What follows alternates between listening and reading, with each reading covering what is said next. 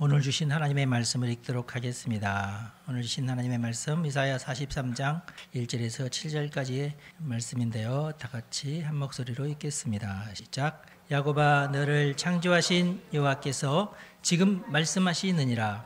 이스라엘아, 너를 지으신 이가 말씀하시느니라.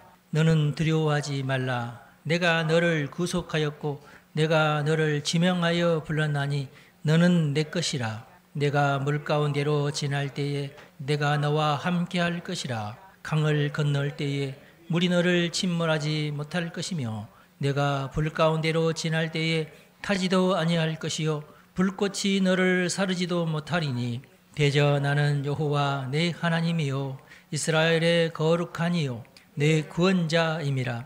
내가 애굽을 너의 속량물로 구스와 스바를 너를 대신하여 주었노라. 내가 내 눈에 보배롭고 존귀하며 내가 너를 사랑하였은즉 내가 내 대신 사람들을 내어주며 백성들이 내 생명을 대신하리니 두려워하지 말라. 내가 너와 함께하여 내 자손을 동쪽에서부터 오게 하며 서쪽에서부터 너를 모을 것이며 내가 북쪽에게 이르기를 내놓으라. 남쪽에게 이르기를 가두어 두지 말라. 내 아들들을 먼 곳에서 이끌며 내 딸들을 땅 끝에서 오게 하며 내 이름으로 불려지는 모든 자 곧 내가 내 영광을 위하여 창조한 자를 오게 하라. 그를 내가 지었고 그를 내가 만들었느니라. 아멘. 여러분 축복합니다. 오늘은 이사야, 예언자 이사야 네 번째 시간입니다. 오늘은 예언자 이사야, 오늘은 이사야서만 읽습니다. 우리가 어쩌다 보니까 그리 됐어요. 이사야서 우리가 지금 네 번째 시간인데 이사야서가 워낙 길기도 하지만 이사야 40장 이후로는 제2 이사야서다 이렇게 주장하는 자유주의 신학자들도 있습니다. 왜냐하면 40장 이후로부터는 주로 이제 바벨론에 대한 예언이 선포가 되는데 바벨론 시대는 이사야가 사는 시대도 아니거든요. 그러니까 이건 좀 그렇다. 히스기야 시대에는 이사야 시대였는데 바벨론 시대에는 이사야가 없었지 않느냐. 그런데 너무나 자세하게 예언을 하니까 이건 아무래도 이사야가 직접 쓴 것은 아닌 것 같다. 이런 주장을 하는 사람들이 있는데 저는 그렇게 생각하지 않아요. 예언은 예언이죠. 앞일을 예언하는 것이 예언이니까. 당연히 그래야 또 예언서니까. 그래서 저는 이사야가 다 썼지 않나. 그렇게 생각한다고 해서 크게 잘못된 일이 아닐 것이다. 그래서 우리가 지난주에는 27장까지 읽었는데 오늘은 또 띄엄띄엄 여기서 몇 구절 저기서 몇 구절 읽으면서 하나님의 은혜를 나눌까 합니다. 맨 먼저 29장 11절부터 한번 보도록 그렇게 하겠습니다. 제가 11절부터 14절까지 읽도록 하겠습니다. 그러므로 모든 계시가 너희에게는 봉안책의 말처럼 되었으니 그것을 글 아는 자에게 주며 이르기를 그대에게 청하노니 이를 읽으라 하면 그가 대답하기를 그것이 봉해졌으니 나는 못 읽겠노라 할 것이요 또 그 책을 글 모르는 자에게 주며 이르기를 그대에게 청하노니 이를 읽으라 하면 그가 대답하기를 나는 글을 모른다 할 것이니라. 주께서 이르시되 이 백성이 입으로는 나를 가까이 하며 입술로는 나를 공경하나 그들의 마음은 내게서 멀리 떠났나니 그들이 나를 경외함은 사람의 계명으로 가르침을 받았을 뿐이라. 그러므로 내가 이 백성 중에 기이한 일 곧 기이하고 가장 기이한 일을 다시 행하리니 그들 중에서 지혜자의 지혜가 없어지고 명철자의 총명이 가려지리라. 그렇게 말씀하고 있어요. 재밌는 말씀이죠. 책이 봉해졌다. 봉해졌다는 것은 열쇠가 잠겨졌다. 그런 뜻이잖아요. 아니 왜 책을 봉하실까요? 책마다 키워드가 있어요. 그 핵심이 되는 가치관이 있다. 그런 뜻입니다. 어떤 관점에서 책을 읽느냐에 따라서 책이 읽혀지기도 하고 읽혀지지 않기도 한다. 그런 뜻이에요. 율법주의로 책을 읽으면 율법주의가 안경이 돼가지고 책을 읽을 때에 그 율법주의로 책을 해석하잖아요. 그러니까 책이 그 율법하고 틀리면 그 율법주의자에게는 그 책이 봉해지겠죠. 그런 뜻입니다. 그러니까 이제 하나님이 세상을 통치하십니다. 하나님이 만물의 주관자이십니다. 하나님은 심판하시는 분이십니다. 이런 가치관을 가지고 있으면 이게 성경적인 가치관이잖아요. 근데 그런 가치관이 아니라 다른 가치관으로 성경을 보면은 읽혀지겠어요? 그게 안 읽혀진다고요.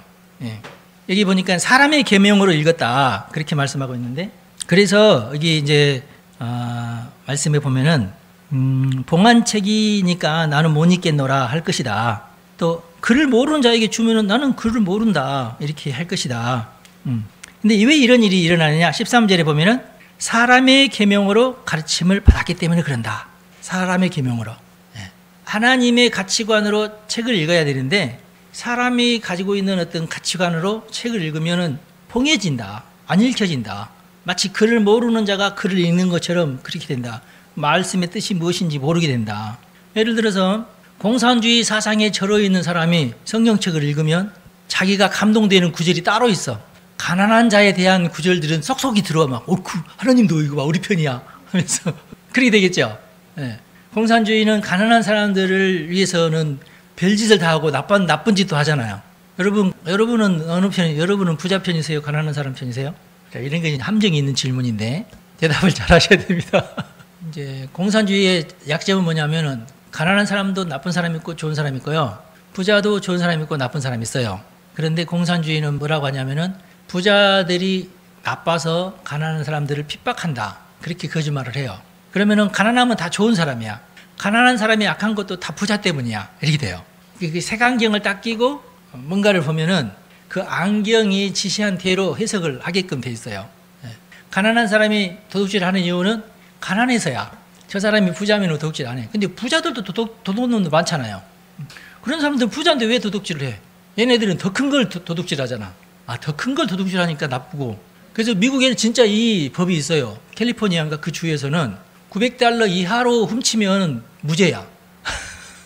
그래서 캘리포니아에 있는 아이폰 매장 이런 다 철수했잖아. 왜냐하면 아무나 막 흑인들이 막 들어와가지고 $900 미만짜리 막 가지고 가버리는 거야. 어떤 놈은 자루 포대를 가지고 와서 가져가버려, 쓸어 가버려. 그러면 이제 패거리가 와서 하거든, 보통. 그러면은 직원들이 멍하니 보고만 있어. 그러다가, 야, 이거 우리 망한다 하고 그 매장을 철수를 해버렸어요.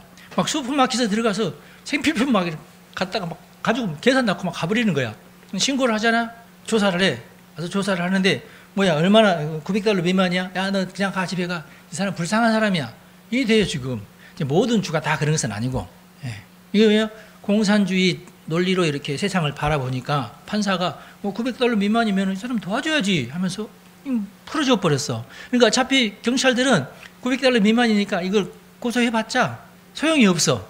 판사가 풀어줘 버려. 그 다음에 여성주의 시각으로 성경을 보면은 또 안 풀어지는 구절이 굉장히 많습니다.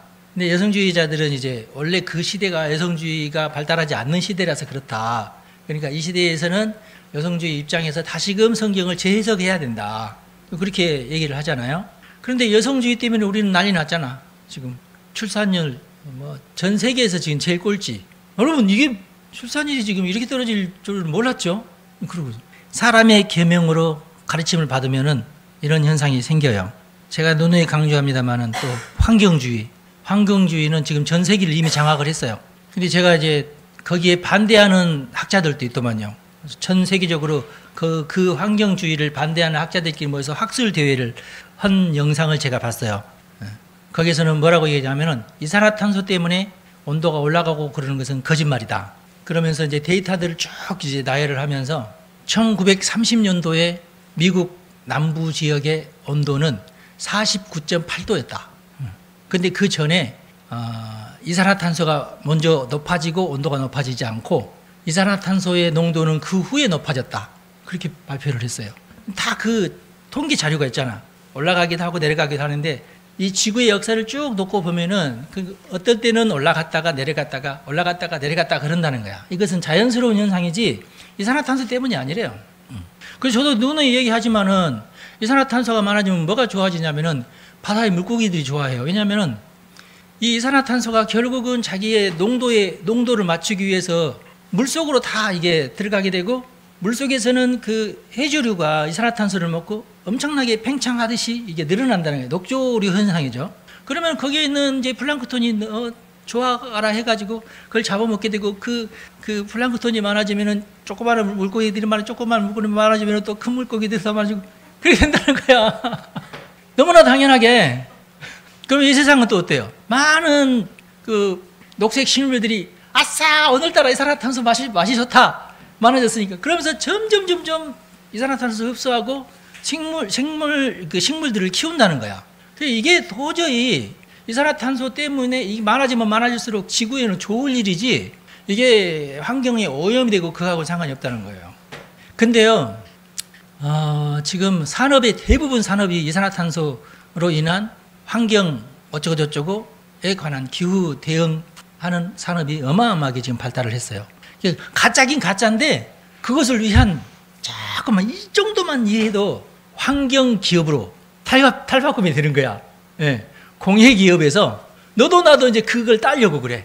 왜 그래요? 그래야 장사가 되니까. 온통 세상에 이산화탄소를 없애는 쪽으로 이렇게 움직이니까 나도 이산화탄소를 없애는 기업이다. 이런 것을 따야 돼. 이런 인증을 따야 돼. 내가 볼 때는 그건 별로 안 따도 되는데 크게 지장이 없는데 따야 장사가 돼요. 예. 그런 상황이 됐어요. 유엔이 지금 주도적으로 지금 이것을 하고 있거든요.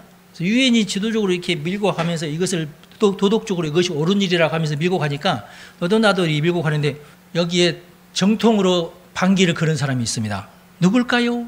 대놓고 나는 이건 아니라고 본다 하는 사람이 있어요. 트럼프예요. 트럼프. 어떻게 아셨지? 트럼프가 환경 위기에 대해서 정식으로 도전을 해요. 이건 거짓말이다. 이건 아니다. 우리는 이런 데 안 한다. 예. 왜냐하면은 거기와 관련된 수많은 기업들이 있으니까. 바이든이 지금 환경 어쩌고저쩌고 하면서 막 거기에 대한 어떤 것을 다 만들어 놓고 여기에다 어마어마한 어떤 지원을 해주기로 약속을 해놨는데 트럼프가 당선이 되면 이게 다 가짜야 거짓말이야 하면서 없애버리면은 그동안 이렇게 그걸 따기 위해서 준비했던 기업들이 다 망하게 됐네? 그래서 트럼프를 죽이고 싶어 하는 거예요. 근데 이런 것들이 결국은 성경책을 볼 때에 삐뚤어지게 보이게 한다. 인간의 계명으로 가르침을 줬다 그 말이에요. 이게 이제 인간이 만들어낸 율법주의입니다. 옛날 우리나라도 마찬가지입니다. 유교 율법주의 유명하죠. 유교 율법주의 때문에 온 나라가 유교적이 됐어요. 그리고 양반들은 무조건 감나라 배나라 하고 에헴거리면서 큰소리치고 제사와 관련된 부모님 공경과 관련된 율법이 어마어마했죠. 예. 그래서 제사를 위해서는 아들을 낳아야 되고 그래서 사람의 어떤 그 계명으로 사람이 주는 어떤 그 이념으로 성경을 보면은 안 풀어진다. 그 다음에 30장에 있는 말씀도 있어요. 한번 볼까? 30장 2절에 보면은 그들이 바로의 세력 안에서 스스로 강하려 하며 애굽의 그늘에 피하려 하여 애굽으로 내려갔으되 나의 입에 묻지 아니하였도다. 그러니까 선지자에게 가서 물어보지 않고 친애굽파가 생겼다 그 말이에요. 지금 우리나라도 미국하고 잘 지내야 된다 친미파가 있고 아니다 우리는 중국과 잘 지내야 된다 해서 친중파가 있어요. 우리나라에 친북한파도 있어요. 우리는 그 사람들을 간첩이라고 그럽니다. 친일파도 있어요. 친일파. 여러분 주변에 친일파 있던가요? 절대 우리나라에서는 친일파 하면은 매국노로 몰려가지고 친일을 하고 싶은 사람도 절대 친일이라고 하지 않아. 네. 그래서 우리나라에 친일파는 이제 거의 없어요. 그런데 저놈의 친일파다 하는 사람은 또 있어. 네.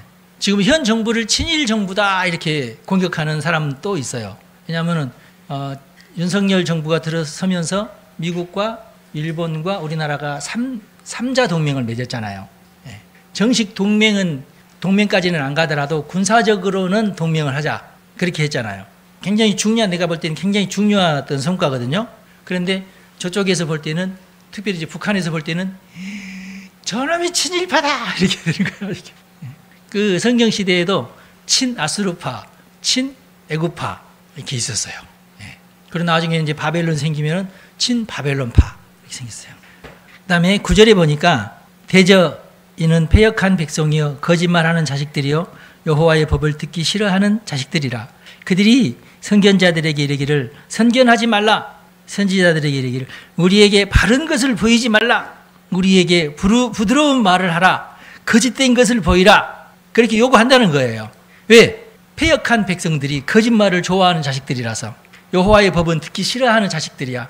우리에게 좋은 말만 해라. 너는 복 받는다고만 예언을 해라. 이렇게. 그러면 예언이 아니잖아요. 그렇죠? 하나님이 내게 하고 싶은 말을 해야지 예언자지. 내가 듣고 싶은 말을 한다면은 하나님이 우상 숭배나 똑같지 뭐. 그렇죠? 근데 지금 이 사람들이 그렇게 요구한다는 거예요. 부드러운 말을 해라. 우리에게 부드러운 나를 기분 좋게 하는 말을 좀 해주라. 네. 너희는 바른 길을 버리며 첩경에서 돌이키라. 이스라엘의 거룩하신 일을 우리 앞에서 떠나시게 하라 하는도다. 이러므로 이스라엘 거룩하신 이가 이같이 말씀하시되 너희가 이 말을 업신여기고 압박과 허망을 믿어 그것을 의지하니 이 죄악이 너희에게 마치 무너지려고 터진 담이 불쑥 나와 순식간에 무너짐 같게 되리라. 그가 이 나라를 무너뜨리시되 토기장이가 그릇을 깨뜨림같이 아낌없이 부수시리니 그 조각 중에서 아궁이에서 불을 붙이거나 물 운동이에서 물을 뜰 것도 얻지 못하리라 그랬어요. 토기장이가 왜 그릇을 깨뜨릴까요? 자기가 만든 토기를 왜 깨뜨려요? 잘못됐으니까. 에이 이까짓것 하면서 토기장이가 여기가 조금 삐뚤어졌네. 그래도 쓸만하니까 쓸까? 그러는 토기장이 봤나요? 다 깨뜨리지. 에이 하면서 깨뜨린다고. 팔 물건이 못 되니까. 그리고 이걸 내가 만들었는데 자존심이 상하죠.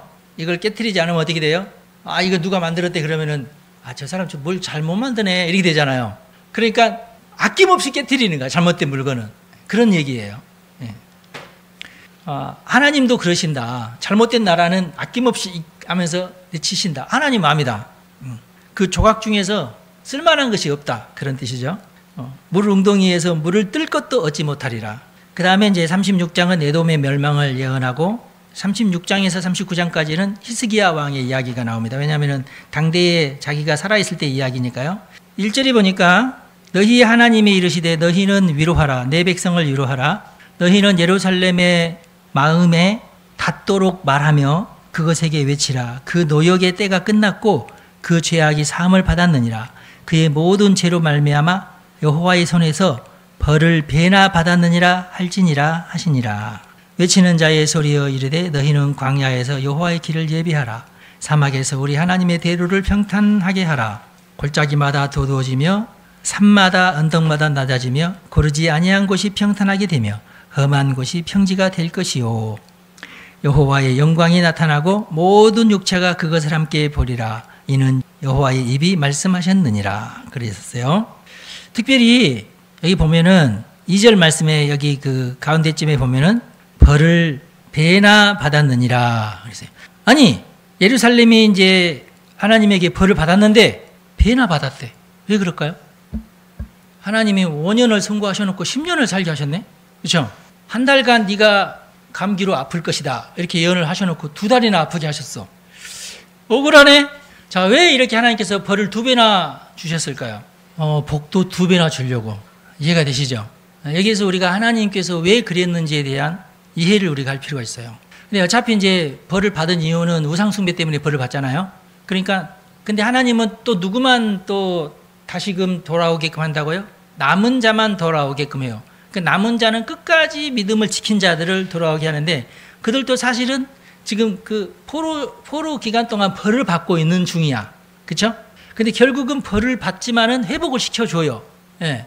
그래서 하나님의 진노와 하나님의 심판은 정당하신데 어떤 사람은 다른 사람 때문에 벌을 받으면서 그 또 벌도 2배나 받았어. 그게 뭐겠어요? 결국 나한테 주는 복도 2배다는 뜻이 되겠죠. 이해가 되세요, 이게? 하나님의 계산법이야, 이게. 예. 여러분, 제가 왜 이 말씀 드리냐면, 하나님, 나도요, 제가 벌 받을 짓을 했다는 걸 제가 인정을 합니다. 근데 해도 너무 하시네. 어쩌면 이렇게까지 하시나요? 그럴 때가 있다, 그 말이에요. 그러니까 이 말씀을 듣고, 원래 그러시구나. 예. 이 나중에 나에게 더 큰 복을 주시려고, 나로 인해서 내 후손들이 더 큰 복을 받게 하시려고 하나님께서 미리 그렇게 하시는구나. 할렐루야. 예. 이걸 여러분들이 잊지 마십시오. 자, 이건 거꾸로 또 계산해요. 수학 잘 하시죠? 뒤에 수학 잘하는 사람도 있고 그러는데. 자, 앞에서 먼저 빼면은 뒤에서 플러스를 주는 거야. 앞에서 먼저 플러스를 하면 뒤에서 마이너스를 주는 거고. 아시겠죠? 그러니까 아비의 죄를 자손 몇 대까지? 3대나 4대까지. 자손들은 억울해. 그렇죠? 근데 내 윗대에서 이미 벌을 2배나 받아버렸어. 그럼 어떻게 돼? 그 3대, 4대는 더 좋아지는 거야. 이게 하나님의 계산법. 굉장히 지혜롭죠. 근데 왜 하필 나한테만 2배예요? 나는 억울해요. 천국 가면 또 다 그게 또 이제 보상이 돼. 천국에 가면. 그렇게 해서라도 우리 하나님께서 이 땅에 남은 자를 남겨두시고 거룩한 씨앗을 남겨두려고 하시는 계획이 그 속에 들어있는 거예요. 이 계산법을 잘 알으셔야 됩니다. 전능하신 하나님이 이렇게 하신 거예요. 그러니까 우리는 조용히 하나님의 나라를 예비하면서 살 필요가 있어요. 인내하면서. 그 뒤로 이제 바로 이제 광야에 하나님의 여호와의 길을 예비하라. 우리 하나님의 대로를 평탄하게 하라. 그러니까 이스라엘이 그렇게 포로 생활을 하면서 이렇게 평탄할 수 있는 어떤 근거를 이렇게 마련해 두신 거예요. 하나님께서. 그렇게 이해하면 되겠죠? 그 다음에 이것은 고레스에 대한 예언인데 41장은 2절만 한번 보겠습니다. 누가 동방에서 사람을 일깨워서 공의로 그를 불러 자기 발 앞에 이르게 하였느냐? 열국을 그의 앞에 넘겨주며 그가 왕들을 다스리게 하되 그들이 그의 칼에 티끌 같게 그의 활에 불리는 촉이 같게 하매라는 말이 있죠. 성경학자들은 여기에서 그 하나님 누군가를 불러냈다 동방에서 이 사람을 고레스라고 해석하는 사람들이 많아요. 고레스 왕이 하나님의 명을 받아서 열국을 심판하면서 통일했다. 그런 뜻으로 받아들이는 분들이 많습니다. 저도 그렇게 생각을 해요. 만국을 다스리시는 하나님이다. 하나님은 이스라엘의 하나님만이 아니라 열방을 다스리시는 하나님이시다. 그런 내용이 오늘도 있는 말씀이죠. 그 다음에 이게 이제 41장이고 42장에 가면 21절에 보면 여호와께서 그의 의로 말미암아 기쁨으로 교훈을 크게 하며 존귀하게 하려 하셨으나 이 백성이 도둑 맞으며 탈취를 당하며 다 굴 속에 잡히며 옥에 갇히도다. 노략을 당하되 구할 자가 없고 탈취를 당하되 되돌려주라고 말할 자가 없도다. 그 다음에 23절 너희 중에 누가 이 일에 귀를 기울이겠느냐? 누가 뒤에 올 일을 삼가 듣겠느냐? 야곱이 탈취를 당하게 하신 자가 누구냐? 이스라엘을 약탈자들에게 넘기신 자가 누구냐? 여호와가 아니시냐? 우리가 그에게 범죄하였도다. 그들이 그의 길로 다니기를 원하지 아니하며 그의 교훈을 순종하지 아니하였도다. 그러므로 여호와께서 맹렬한 진노와 전쟁의 위력을 이스라엘에게 쏟아 부으심에 그 사방에서 불타오르나 깨닫지 못하며 몸이 타나 마음에 두지 아니하는도다. 그랬어요. 야곱이 탈취를 당하게 하신 지가 있다. 누구냐 이거예요. 이스라엘을 약탈자들에게 넘기신 자가 누구냐? 여호와다. 여호와가 그렇게 하셨다. 이유가 뭐냐? 우리가 그에게 범죄했기 때문이다. 우리가 그의 길로 여호와의 길로 다니기를 원하지 아니해서 그런다. 여호와의 교훈을 순종하지 아니해서 그런다. 그 얘기죠. 그래서 여호와께서 맹렬한 진노와 전쟁의 위력으로 이스라엘에게 쏟아 부으셨다. 그 사방에서 불타오르지만은 깨닫지 못하며 몸이 타나 마음에 두지 아니하는 자가 있다. 그러니까 전체 이스라엘이 다 그런 것이 아니라 몇몇 신실한 사람들은 계속 믿음을 지키면서 여호와를 섬기고 있는데 대부분의 이스라엘 사람들이 여호와를 섬기기를 싫어하고 그 계명을 지키지 아니하고 못된 짓을 했다고요. 그래서 하나님께서 그 전체를 다 불살라 버리시고 나라를 망하게 하셨는데 결국 그 중에서 조금 그래도 살아남은 사람들은 추스려 내 가지고 팔레스타인이 아니라 그 페르시아로 유배를 보내버렸다 그 말이에요. 그러니까 정말 죄인들은 그 전쟁통에 다 죽고 그래도 좀 경건한 사람들은 하나님께서 추려가지고 포로로 보내셨다. 근데 그 포로들은 억울하대요. 2배나 벌을 받은 거니까 자기의 지은 죄에 대해서 2배나 벌을 받은 거니까 좀 억울하긴 하죠. 그래도 어떻게 해요? 그렇게라도 해서 이스라엘의 씨앗을 남겨두시기 원하시니까 그러겠죠. 그 다음에 그 다음 장에 보면은 이제 43장인데 우리가 너무나 잘 아는 말씀들이에요. 야곱아 너를 창조하신 여호와께서 지금 말씀하시느니라. 이스라엘아 너를 지으신 이가 말씀하시니 너는 두려워하지 말라. 내가 너를 구속하였고 내가 너를 지명하여 불러나니 너는 내 것이라 그랬어요. 이게 이제 포로로 끌려가는 자들에게 하시는 예언의 말씀입니다. 네가 물 가운데로 지나가게 될 때인데 내가 너와 함께 하겠다. 강을 건널 때에 물이 너를 침몰하지 못하게 할 것이고 네가 불 가운데로 지날 때에도 타지 아니할 것이고 불꽃이 너를 사르지도 못하게 하겠다. 다니엘을 말하죠. 근데 우리나라 사람들이 이 구절을 많이 좋아해. 자기들이 마치 포로에 끌려가는 사람인 것처럼. 그러니까 그 포로로 끌려가는 사람들에게 하나님께서 하시는 위로의 말씀이세요. 너희들이 강을 건너게 될 텐데 걱정하지 마라. 내가 빠지지 않게 하겠다. 그 얘기예요. 할렐루야. 물론 이제 우리끼리 이제 우리의 사정에 맞게끔 해석해서 이제 위로를 받아도 괜찮아요. 괜찮은데 살아남은 자들이 그러니까 내 주변에 있는 사람들 다 죄를 저질러서 다 쓰러져가고 죽어가고, 그래도 나는 살아남아서 하나님을 붙들고, 주여, 고난 중에서도 하나님 나를, 내가 지금 2배나 지금 벌을 받고 있지만 나를 여기서 살려주십시오 하고 기도하라, 그 말이에요. 아셨죠? 대전하는 여호와 내 하나님이요 이스라엘의 거룩한 이요 내 구원자임이라. 여기 또 굉장히 중요한 말씀이 나오는데, 내가 애굽을 너의 속량물로 구스와 스바를 너를 대신하여 주었노라 그랬어요. 누구한테 주었을까요?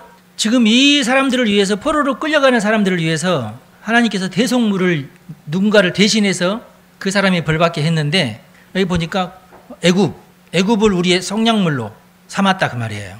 제물로, 애굽을 제물로 삼고, 구스는 에티오피아를 말하거든요. 스바는 에티오피아의 여왕을 스바라고 그러죠. 그러니까 이집트나 에티오피아를 하나님께서 속량물로 삼으셨다 그래요. 제물로. 야, 이건 우리가 이제 하나님의 선법을 우리가 다 이해할 수는 없을 것 같아요. 그렇죠? 그러나 누군가를 하나님께서 대신 마귀에게 주어서 그 나라를 멸망시켰다 그 말이에요. 누구를 위해서? 이스라엘을 위해서. 네. 물론 그러면은 애굽과 에티오피아는 아무런 잘못도 없는데 그랬느냐, 그게 아니라 거기도 더 많이 본인들이 지은 죄보다도 더 많이 이제 그 벌을 받았다는 뜻이 되겠죠.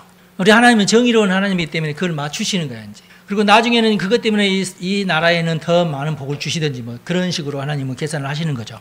그러니까 온 세상을 저울질하면서 그래 여기다가는 10g 더 해. 아니야, 그러면은 지혜로우신 하나님이시라 그거예요. 이 균형을 맞추기 위해서 누군가에게 더 벌을 내리시고, 그리고 이 사람들이 지금 여기서 많이 고통을 당했으니까 나중에는 한 100년 후에는 여기를 조금 더 키워주시고, 이런 그 조절을 하나님이 하신다 그 말이에요. 그러니까 온 땅을 통치하시는 분은 하나님의 공으로 그렇게 하신다 그 말이에요. 놀랍죠? 이스라엘이 지금 보는 세계관이라는 게 좀 놀라워요. 그래서 여러분들이 여러분의 그 삶 속에 일어나는 여러 가지 그 불행한 일이나 행운이나 이런 것을 너무 심각하게 보지 말고, 하나님께서 내가 이럴 만한 일을 안 했는데 이렇게 큰 복을 주시지?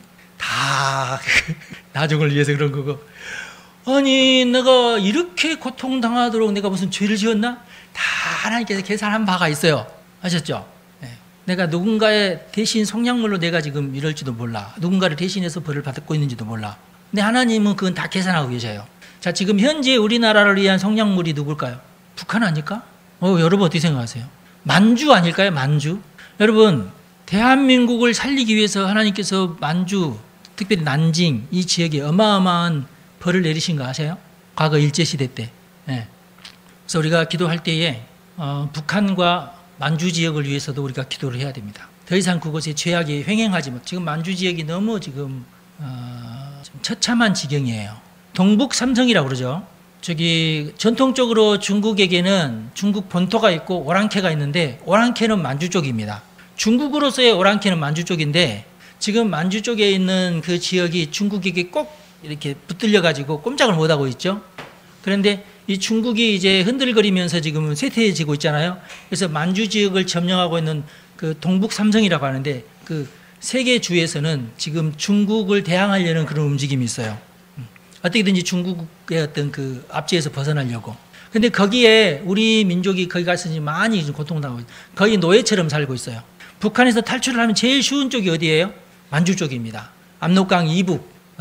그런데 일단은 북한 주민이라는 것 때문에 대놓고 다니지를 못해요. 그러면 결국 어떤 집에 들어가서 숨어 사는데 거기서 노예처럼 살고 있어요. 우리 노예였던 목사님이 그 만주 지역을 가면서 조사를 해봤더니 그들이 하는 말에 의하면 지금 30만 명이 넘는 북한 주민들이 그 압록강 이북에서 노예처럼 살고 있대요. 예. 벌을 이분들은 2배만 받는 게 아니라 한 20배 정도 받고 있어 지금. 근데 이게 어떻게 보면은 속량물이야. 어떻게 보면은 우리 대한민국을 위한, 남한을 위한 속량물이 지금 되고 있어요. 43장도 굉장히 유명한 구절인데 21절부터 한번 읽어볼까요? 이 백성은 내가 나를 위하여 지었나니 나를 찬송하게 하려 함이니라. 그러나 야곱아, 너는 나를 부르지 아니하였고 이스라엘아, 너는 나를 괴롭게 여겼으며 내 번제의 양을 내게로 가져오지 아니하였고 내 제물로 나를 공경하지 아니하였느니라. 나는 제물로 말미암아 너를 수고롭게 하지 아니하였고 유향으로 말미암아 너를 괴롭게 하지 아니하였거늘 너는 나를 위하여 돈으로 향품을 사지 아니하며 희생의 기름으로 나를 흡족하게 하지 아니하고 내 죄짐으로 나를 수고롭게 하며 내 죄악으로 나를 괴롭게 하였느니라 그랬어요. 하나님이 너희들의 죄를 위해서 속죄제를 나한테 바치라 했는데 그게 너희들에게 그렇게 무거운 것이 아니었다 그 말이에요. 1년에 한 번씩 가서 너희들의 죄를 속하기 위해서 하나님의 전에 가서 예배를 드리라. 그게 이제 율법인데 그것까지도 너희들이 잘 하지도 않았다 그 말이에요. 그게 그렇게 너희들에게 힘든 일이었니? 근데 너희들은 그 대신에 죄를 너무 많이 지었다. 그래서 그게 나를 너무 괴롭혔다. 나를. 내가 복을 주고 막 이래야 되는데 나를 모른 척해. 여러분이 아버지라고 생각하고 아들이 죄 많은 아들을 그래도 사랑해 주면서 그래 내가 그러면은 너희들만을 위해 특별히 양을 나한테 바치면 내가 너희들이 죄를 사해 주는 것으로 하자. 그래 약속까지 했어. 그런데 6월절이 돼서 죄를 사러 와야 되는데 안 와. 이해가 되시죠? 아들놈이 안 와. 그리고 내가 하지 말라는 짓을 하고 막 돌아다녀. 내 말을 안 들으려고 일부러 막 그래. 탕자도 이런 탕자가 없어. 지금 그런 상황이다. 나는 하나님이죠. 나를 위하여 하나님을 위해서 너의 허물을 도말하는 자다. 하나님이 하나님을 위해서 이스라엘의 죄를 없애주는 분이시다 그 말이에요. 양 한 마리만 제대로 회개하는 마음으로 바치면은 내가 1년치 죄는 내가 없애주겠다. 그렇게 약속을 했잖아요. 출애굽 때. 그쵸? 근데 그 짓도 안 해. 그 짓도. 안 하고 가서 맨 죄만 지어.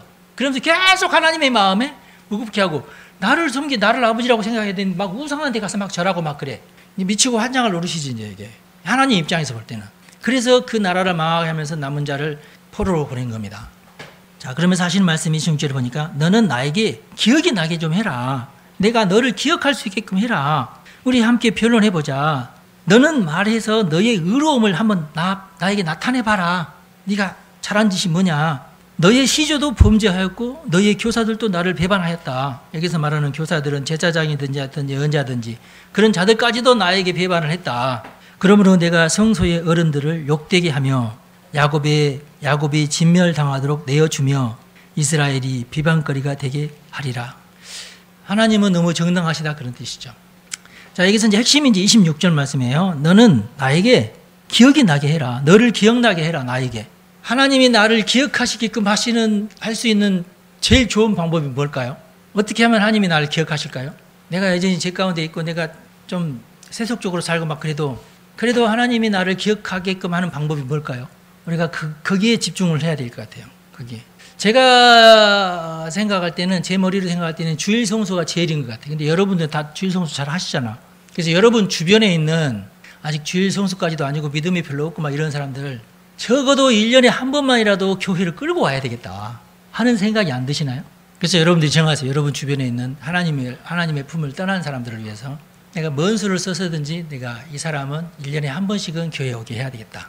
하나님이 그래도 이 사람을 기억나게끔 하자. 잊어버리지 않게끔 하나님이 이 사람에 대해서 얘는 아니야. 하지 않도록 하는 것이 그 사람을 구원하는 마지막 어떤 그 방법일지도 몰라요. 네. 아시겠죠? 그래서 우리 교회에서 아마 그런 운동을 할 필요가 있겠다. 오늘 우리가 읽은 말씀 중에는 정말 하나님께서 우리의 구원이 완성되게끔 하시기 위해서 얼마나 많은 일들을 하셨는가. 얼마나 많은 나라들을 동원하시고 그러는 중에도 공의롭게 일을 진행하시기 위해서 얼마나 애를 쓰시고 계시는가. 얼마나 하나님이 마음을 쏟아서 이 일을 지금 하시고 계시는가를 이사야서를 통해서 우리가 느낄 수 있었던 것 같아요. 그래서 이 하나님의 마음을 우리가 잘 깨닫고 이해를 하시면서 이 하나님의 그 하시는 일에 우리가 동참에 들어가면 좋을 것 같습니다. 기도하겠습니다. 하나님, 우리가 이사야 선지자의 책을 가지고 네 번째 시간을 가졌는데 우리 하나님께서 우리 성도들에게 더 큰 은혜를 부어 주시기를 원합니다. 하나님의 마음을 더 깊이 깨닫게 도와주십시오.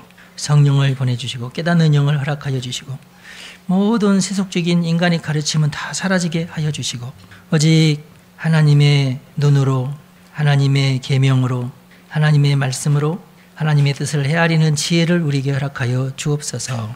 또한 우리가 정말로 이 사람은 지옥에 보낼 수 없고 하나님의 자녀가 되어야 될 사람이라고 생각하는 자들을 위하여 구도자 예배를 계획하고 있습니다. 우리 성도들을 주님께서 감동하여 주시어 구원받아 마땅한 자가 누구인지 하나님께서 계시하여 주시어서 우리가 그를 위하여 헌신하고 그 영혼을 구원하는 데 힘쓰는 자들이 되게 하여 주옵소서. 모든 영광 우리 하나님께 드립니다. 우리 성도들에게 이 시간 복 주시고 말씀이 깊이 깨달아지게 은총을 베풀어 주옵소서. 우리 주 예수님의 이름으로 축복하며 기도합니다. 아멘. 여러분 축복합니다.